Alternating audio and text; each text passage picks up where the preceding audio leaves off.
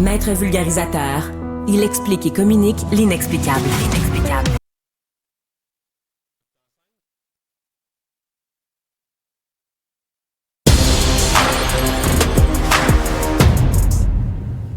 Jean-François Guérin, bonjour! Salut Mario, content de te retrouver. Ce matin, on entame une semaine mouvementée en politique fédérale. La première motion présentée par Pierre Poilievre demain. Et même s'il est à l'offensive, il y a quand même certains dangers pour lui. Ouais, moi je trouve qu'il y a des dangers pour Pierre Poilievre dans ça. C'est-à-dire que jusqu'à maintenant, il n'a été qu'à l'attaque.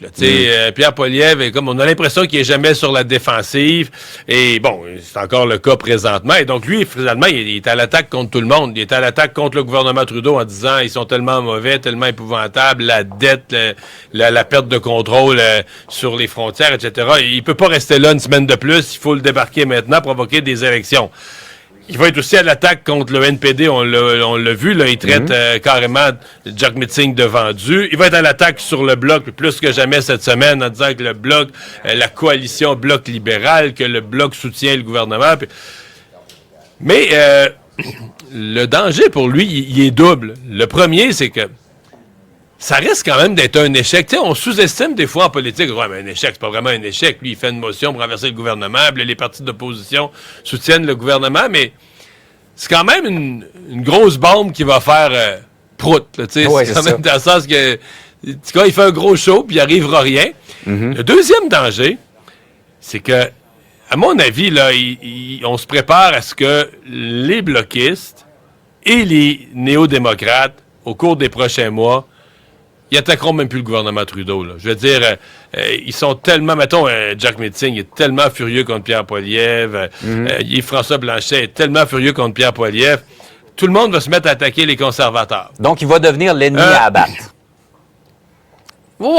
Puis ça, tu sais, souvent au début, tu peux dire, garde, là, d'une certaine manière, c'est bon pour moi. C'est comme si, tu sais, je deviens comme la cible de tout le monde.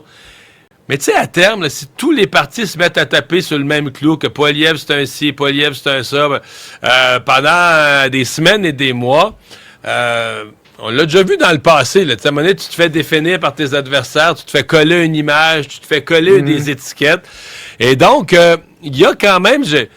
Il y a un côté dans cette semaine-là, dans cette rentrée parlementaire, où quasiment Pierre Poilievre, là, au poker, on dirait, a joué beaucoup de jetons d'un coup. Là, je dis pas qu'il est allé all-in, mais a joué beaucoup de jetons d'un coup en disant, moi, je rentre en chambre, je veux rien savoir de rien, il n'y a aucun débat parlementaire qui m'intéresse, sauf un, débarquer le gouvernement.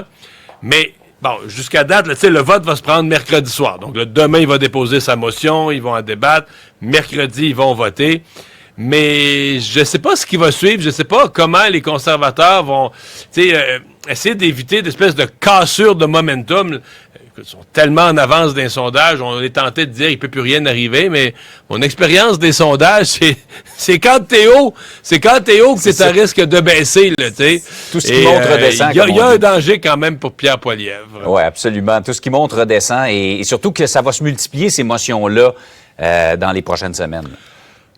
Ben là, on le sait pas. Les occasions vont se multiplier. C'est ça. Les conservateurs, je pense, durant la session, ils ont 5 motions de l'opposition. Ils sont pas obligés à chaque fois d'en faire une pour renverser le gouvernement, mais ils ont le pouvoir de le faire. Il va y avoir des motions budgétaires. Quelqu'un me faisait le calcul qu'on pourrait avoir jusqu'à 7 ou 8 votes de confiance ou occasion de renverser le gouvernement. Okay. Est-ce que les conservateurs vont vouloir le faire à chaque fois, si à chaque fois c'est un échec, ou est-ce que ça va devenir une véritable blague? Ça aussi, c'est un danger. Comment ils vont jauger leur utilisation de ces motions qui sont quand même extrêmes, là, de renverser le gouvernement et de provoquer des élections. J'ai l'impression qu'on va s'en reparler plusieurs fois. En tout cas, content de te retrouver ce matin, Mario. On se reparle demain. Bonne journée.